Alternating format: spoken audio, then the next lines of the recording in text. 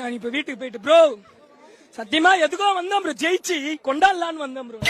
ஒரு வாட்டி ஓகே சொல்லி பாரு. ஓகே.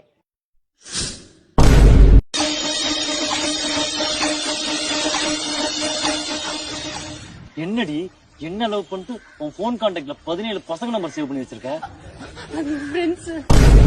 பொண்ணுங்க மட்டும்தான் இருக்கணும், பசங்களாம் இருக்க கூடாது.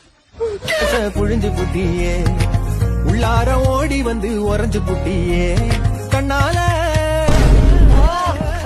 ஐயோ போடு, டேய் என்ன யாரை அடிச்சு கொல்லுங்கடா. அது ஓலு